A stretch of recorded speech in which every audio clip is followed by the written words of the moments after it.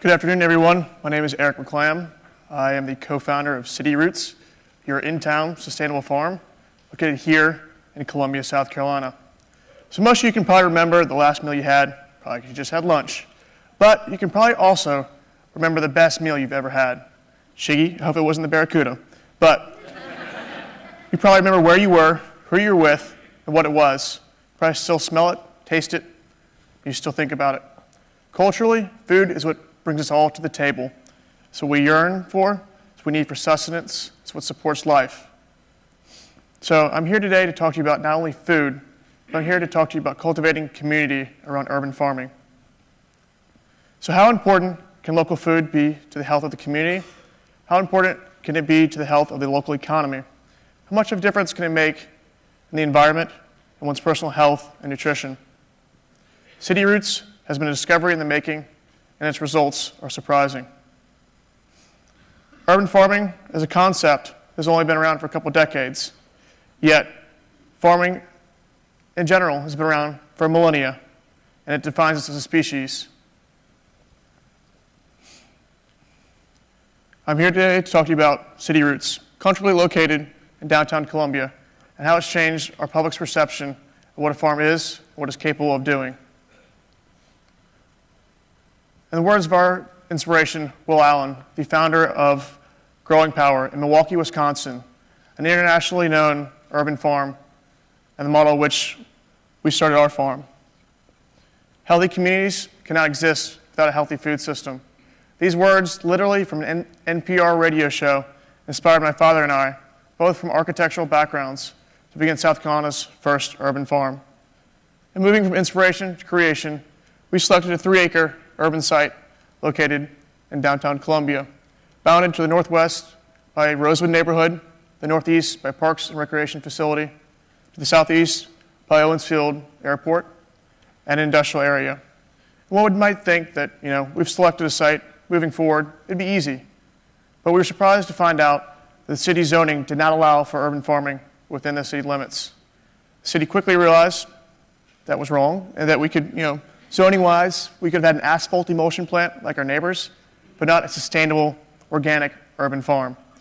So we helped change the zoning regulations for the city to allow for farming outright. And moving from there, we designed and built a building that's suitable to the South Carolina climate and mimics my father's youth of the tobacco barns he once spent his summers working in.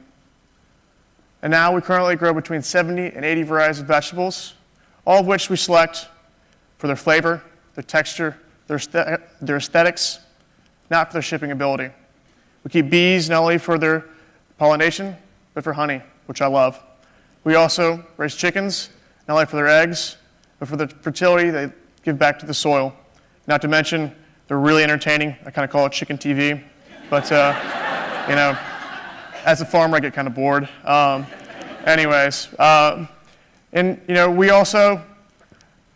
We've diverted probably 100 tons of organic matter that was destined for our landfill and turned that into usable soil, which we amend our soil with. We also do Burma Composting, which is basically worm bins. And we actually harvest the worm castings out of there. For you that don't know what worm castings are, it's worm poop. Highly fertile stuff. We also collect the worm tea out of there. Not sweet tea, don't drink it. But it's highly fertile. We actually run it through drip irrigations as a fertilizer and spray it on as a foliar feeder as well.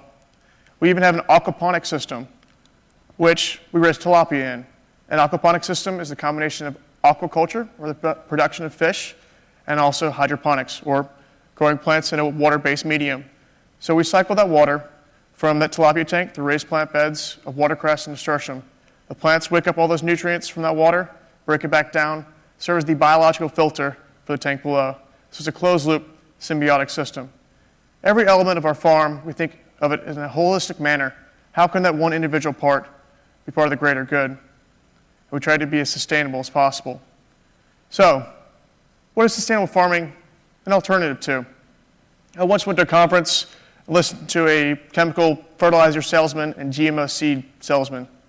By the way, GMO stands for genetically modified organism. The seeds, thank you.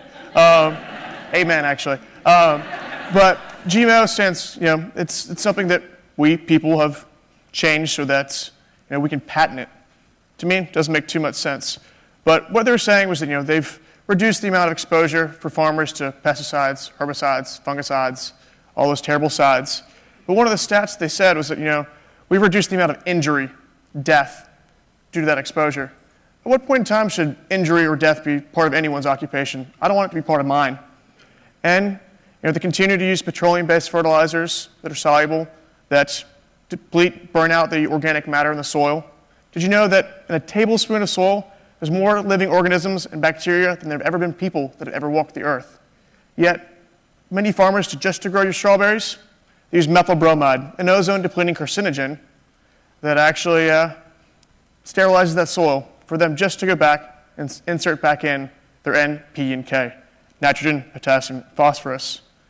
So our goal is to educate others, like yourselves, and especially youth, about the alternatives and how much of a difference local food can be. And one of my favorite things to do while giving a school tour, especially to little kids, is to actually go and pull a purple carrot out of the ground. Most of you probably haven't even seen a purple carrot. I had people over to dinner last night. We cooked. They looked at me like I was crazy. But especially little kids get real giddy, excited. And if that one little kid goes home to their parents and says, "Hey, Mom, Dad, why don't we have a garden? Can we have one, please? Can we have a compost pile?" Or they get to our educators, to our teachers, to our higher education, and say, "Why don't we have a program for gardening? Why can't we teach this?" Or someone in the audience here today goes and starts a community garden. And what we are doing is worthwhile.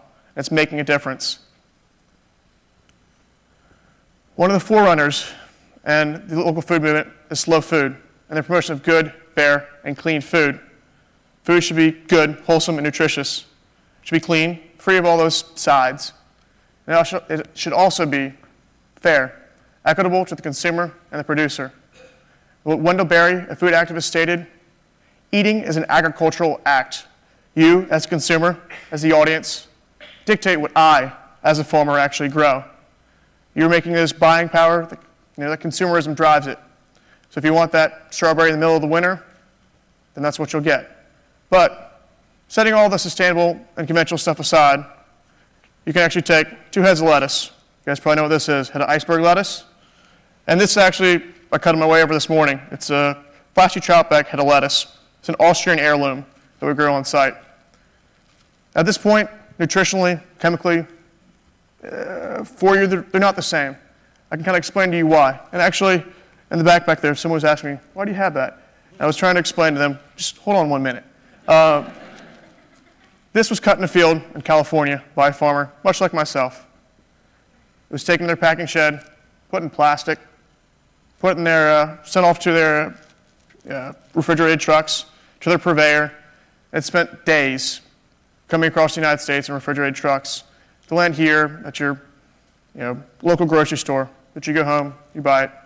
This is taking days, if not weeks. This is hours old. It's been decomposing nutritionally, chemically. Flavor-wise, no longer the same. And Julius, I think you're up front. Can you compost for me later? And Sherry, I know you're a vegetarian, so enjoy. But we're very fortunate that we've led to having a large amount of people that came down to the farm just to really be a part of it, come to our workshops. And what we're trying to do is not only feed hundreds, but educate thousands more. And one of the most satisfying things is actually having people out to the farm, just to see it. And just by being there, you're learning about biodiversity of food, seasonality, what else might be out there, purple carrot, who knows. Initially, formally, we didn't have a program for that. And luckily, that evolved into a volunteer program, internship program. Eventually, we began to have events. One of my favorites is the Palmetto Tasty Tomato Festival, where I guess you can find TED speakers at. But it's celebrating, again, food, our favorite summer vegetable, the tomato. We've even had a Mardi Gras event, which was a fundraiser for a farmer friend of mine whose barn burned down, and that the next door drummers were at as well. Thank you guys for that. And we even have harvest dinners, 4- and 5-course dinners on the farm, so people can actually experience literally that food that is grown right next to them. And who would have thought that in 2.5 years we would have taken something like this an empty lot in downtown Columbia that now has turned into this, a highly efficient, sustainable method and model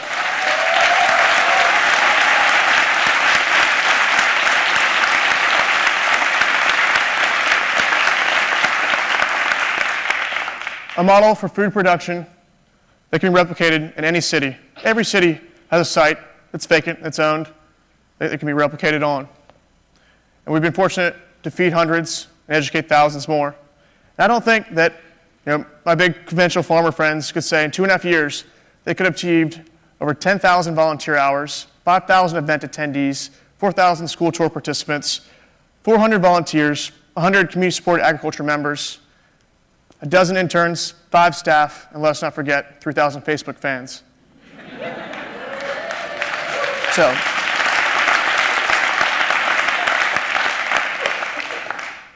it must strike a chord with others. People come down and get involved.